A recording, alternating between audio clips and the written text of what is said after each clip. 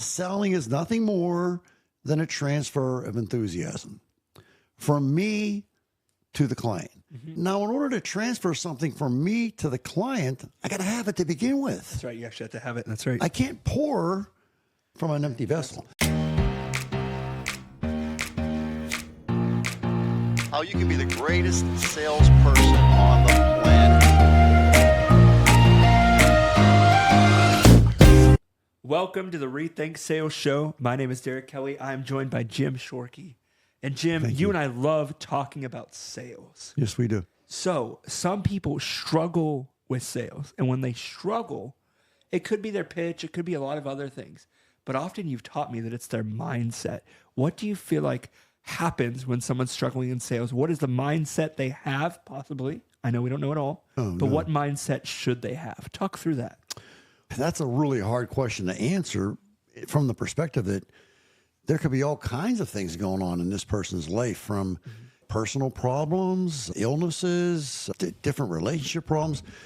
The bottom line is, no matter what, if we're going to go talk to a client in a selling situation, we got to have our mind straight. And so some things that I did over the years to get my mind straight, one thing I would do is I did affirmations. And so in the morning in front of the mirror, I would do different affirmations. My question I always ask myself when I'm thinking about this affirmation is the thing I want to do. Sell a car today. Has that ever been done before? Of course it has. And it's happening all the time. So what is that person doing that I can't do? The answer is nothing. So I can succeed. And I think about my process as I'm doing that affirmation. Another thing that I really believe in is pump up music. So there's a song out there that if you listen to it, it's going to pump you up. We all have, I think, that song that gets us going. So I listen to a lot of Rocky music. I love Rocky. I love that whole idea.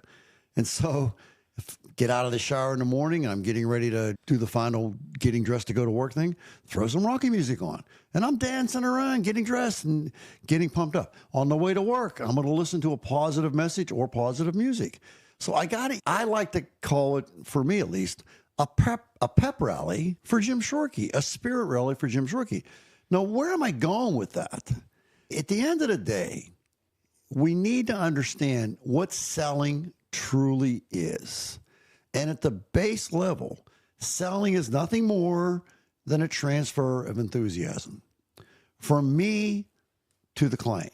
Now, in order to transfer something from me to the client, I got to have it to begin with. That's right. You actually have to have it. That's right. I can't pour from an empty vessel. So the word enthusiasm, that's what selling is, transferring my enthusiasm for the product, the dealership, my team, the whole life in general. I'm transferring my enthusiasm to the client, hence getting them enthusiastic as well. So let's really stop and ponder, what does that word enthusiasm mean? It's E-N, which means in, thus, which means God, enthusiasm means having the Spirit of God within you. And so you have to define what that means to you and how that works for you. The bottom line is we got to get excited about it. And so if we're going to have enthusiasm, Spirit inside of us, we have to have it inside of us. And so I do that with a variety of different measures. I just went over some of them, and there's several. Working out creates enthusiasm. You take a really hard hit to your dopamine in a good way. So after working out and that time afterwards, hour or two afterwards, you feel really good. It's called dopamine and other things. I'm not a doctor, I'm not a doctor. But at any rate, there's all kinds of things that feel good as a result of working out. And by the way, I'm not talking about necessarily going to the gym. I'm talking about getting out in the morning and do a 20-minute walk. But while I was waiting for us to get started today, I walked. I said to Luke and I said to Derek, when are you guys going to be ready? And they said what the time was. I said, I'm going to go out and walk around my little circle here. When you guys are ready for me, come get me. And I just committed myself mentally that I was going to go out and walk until they came to get me. Luke, what did I do? I walked 1.5 miles. I call that making my downtime prime time, because I know that by walking that 1.5 miles, I threw some hills in there and I got a little bit of a sweat on. No, I wasn't dripping. I'm out in nature. I'm hearing the birds. I'm out there, and I'm much better able to talk with enthusiasm for having done that. We had a little bit of a break just now. I went back downstairs. I walked one lap around the little circle. And we're talking a tenth of a mile all total. This is not a marathon, but it was just a little bit of body movement that I did to keep myself going. I made myself specifically some oolong tea, which is a very good, healthy drink. It does have some caffeine in it. Not a lot, but it's steeping right now. It's so freaking hot I can't even carry it. But as this interview goes on that we're having here today, I will start sipping at that. Yep. It's good for me. It makes me feel good. This is good. First of all, it makes me feel good because I know it's good for me, and I like the taste of it, and it gives me its nutrition. The green tea is nutrition, the hydrating per se. So these are the little things that I do to give myself that sense of enthusiasm. Yeah. When you're going to work, why not put something like even music on the way to work that gets you jacked up? Let's have a pep rally. Why do they do it in the locker room before the big game? Why do they have pep rallies? When we were in high school, they had a pep rally and everybody, team spirit. What does that mean? What does it mean to say, we say that kind of casually, team spirit? Spirit is a religious connotation, not spirit. Look it up. But that's the essence of enthusiasm, is having that spirit inside of you, and we give it to the client. Yeah. And it sounds like and correct me if I'm wrong, it sounds like you're talking a lot about building that confidence mentally. Okay, I know I'm going into the situation. Maybe I'm a little nervous. And even if you sold a lot before, you might be still a little nervous, right? Yeah. And you're going into the situation. You have to work through some things. You have to be ready mentally to listen. Yeah. Right? You have to be ready to engage. Listen to what you just said, though. You got to be ready mentally. When do I start getting ready mentally for the sale that I'm going to try to consummate today? When do I start getting ready mentally? The night before. Exactly. So I'm going to get to bed at the prescribed time. I want to go for 7 to 8 hours. Yep. That's my deal. Yep. You do what you want. That's my deal. 7 to 8 hours. I'm going to read something inspirational before I go to bed so that I'm going to bed with very positive thoughts. Does that make sense? I sleep at a very low temperature in my room, 64 degrees, believe it or not. And I have an air purifier that blows air over my face all night long. So it's purified air. I have a strategic basis for everything I do. This is a long answer to a very short question, but it's a process. So it's strategic. Before I went to bed last night, what do you think I did before I got in bed? Before you got in bed, you probably finished walking, whatever steps It was you all need to done. get in. What else did I do? I think you know read what it is. something. No, before that. You played Scrabble with Amy. I play Scrabble with Amy. He knows me. We play Scrabble. That's our time together. We communicate, we talk, and we compete. But it's just a nice thing to do. I'm using my brain. Yeah, it keeps your mind active. You're not just, let me turn on the TV. Yeah, no, we don't do that. No criticism of TV, none at all. No judgment. We play Scrabble. Mm-hmm. It's more interactive. Engaging, yeah. I think. So, yeah, but you know me well. So we played our Scrabble, and then I went back and cuddled with Coda, my little guy, my dog, and I do my reading. I'm reading a very good book by John Gordon, which I really like. And I wanted to be asleep at a certain time. I did really, really well last night. Not every night's good with sleep. You have to work at it. And some nights it just doesn't go because you didn't set it up the right way. We were talking about caffeine earlier. You need to shut that caffeine down around lunchtime. Now, I'm violating that right now, potentially, but the oolong's very low in caffeine. But still, I typically don't do that. No, it's 11:23, so I'm pretty much going to be okay. That's piping hot, so I can't even touch it yet. But you get my point. My sell, my preparation for selling starts the night before. And you answered that question so well because you're basically saying, hey, if someone is struggling at sales, it may be, if it's that mental piece, which there could be other things, if it's that mental performance piece, that they actually don't have a clear plan. Or they might have pieces of a plan, but they haven't sat down. We teach in Rethink You 2.0 the purpose of sitting down and thinking it through the whole way through. They may have pieces of it. Oh, I get a cold shower, whatever their piece is, right? Yeah. I do this, I do that. But they haven't sat down and thought about what does my morning look like and what does my evening before it look like so I'm ready to perform. Do you know that sleep deprivation is a form of torture? They actually, and this is terrible, so please don't misinterpret this, but when when they want to torture somebody, interrogate somebody, they intentionally keep them awake. They don't let them sleep. And over a period of time of not getting enough sleep, they become mentally unhinged, basically. It's terrible. It's a terrible thing. That said, in our society today, all too often, we think of sleep, like you'll hear people say, I'll well, I'm going to sleep sleep when I die. Yeah. Well, you're going to die sooner. And do your research. Sleep is a really important idea. And I'm not a doctor. I'm a worn out old car salesman. And by the way, when I was selling cars, I ignored that piece of advice. We felt that if you were telling me you were like, it was a terrible. king to almost get as little sleep. I can't imagine how much better I would have done had I paid attention to my sleep. We felt that if we got 5 hours of sleep in a night, that was like almost like a badge of honor. It's not. Yeah. You really need to shoot for 7 to 8.